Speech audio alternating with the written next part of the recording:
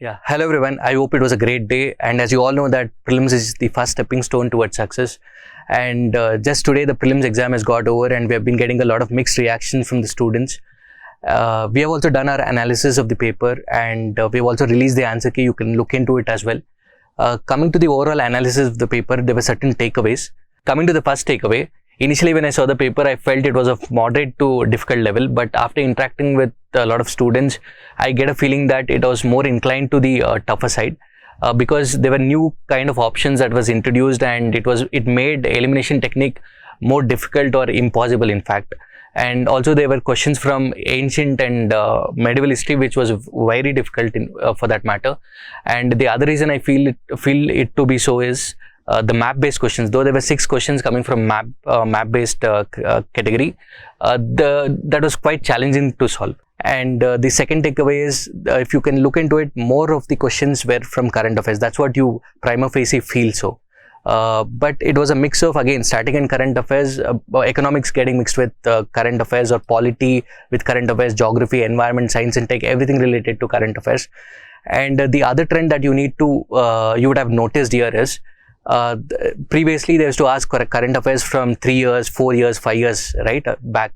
But now you look into it, it is of the present current affairs, especially the countries which were in news. For example, there was a question on African countries. Why were they in news? For different reasons.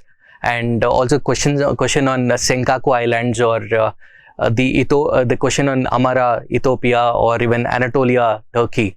Right. So this is the other trend that you would have noticed. And also the other thing that you need to know is importance of reading newspaper. I've time and again stressed that at least you should be spending 30 to 35 minutes or 40 minutes of daily reading newspaper. And these are the questions that will not be covered in your current affairs. Clear? And the importance of previous year question papers. If you would have analyzed the trend, there were questions on which of the following is not a bird. I think that trend, I think it was in couple of years back, the similar kind of question was asked, or even the Lake Baikal, which was shrinking. And similarly, this year also there was a question on that. And also there was a question on banking, that is Bank Board Bureau. If you would have analyzed the trend of previous year papers, you would have got that right, or you could have predicted that. So more or less the questions were on the predictable lines, or even rice intensification or wetlands for that matter. There were also questions on Biorock technology, Miyawaki methods, Web3 or NFT. In fact, if you would have followed a 60-day rapid revision series or even a test series, I think you would have solved all these questions. So that is the reason I say some of the questions were on more or less on the predictable lines. And also compared to the last year, what you can see in this year is there were 6 questions from map based, and I think there was 0 questions from last year. So that is one new trend that you could have seen. And many questions, and a few questions have also come from international organizations, like especially on UN for that matter.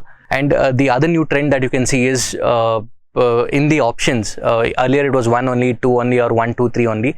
This time, especially in the match the following questions, you have only 1 pair, only 2 pairs, only 3 pairs. So that is one new trend that you can see again here.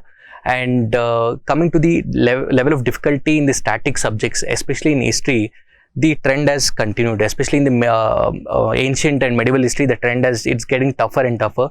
And modern history, I would say it was on a slightly moderate level. You could have answered that. Coming to polity, there were 11 to 12 questions from polity, and majority of them, I would say around 9 questions were straightforward questions, and 2 of them were slightly ambiguous. And coming to economics, there was more weightage given to economics this time, but it was again a mix of static and current affairs. So, and more of the questions could have been answered eliminating by the method of elimination here. And the other important thing that I would like to bring here is the importance of authentic sources, the government websites related to urban affairs, or even there was a question on coal organization, right? So that as well. Coming to the most out of the question, that is the cutoff. I feel that the cutoff would slightly increase compared to the last year cutoff, which was at 87.5, because the number of seats have increased this time, and also CSAT paper was easier compared to the last year. Now that you would have seen the key, most of the students would fall under 3 categories. The first category, a student who has done exceptionally well. I would like to say that you take a break, a couple of days break, and start off with your mains preparation, because this would be the best possible attempt for you, because compared to the previous years, the number of days between the prelims and mains is more that you must be knowing. So please make sure that you don't waste your time. Coming to the second category of students, this is where majority of the students would lie. That is in the border range. See, as you have seen the cutoffs and the difference between the institution ka key and UPSC key, right? There will always be two to four questions which can go either way, right? So I would like to say that have the hope and continue with your preparation, because the UPSC will take looking at the last year, it took 20 or 25 days to release the prelims results. So this year also I would say around anywhere between 20 to 30 days the results will be out. So but if you're waiting for that, then I think you'll be digging your own grave.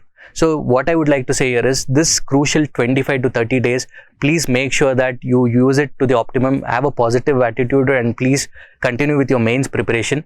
And for this two categories, we have a wonderful program, that is TLP Plus, that is Mains Answer Writing Series. This is the most recommended program for answer writing by many toppers. You're most welcome for this program. You can join and enroll for this program. And the other category, that is students who are way below the perceived cutoff, for that matter, or people who are not confident of clearing.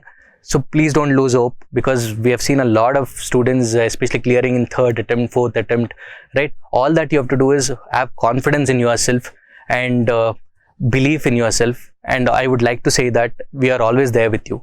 Come what may, you can come and join our Gurukul advanced program, or even ILP program for that matter.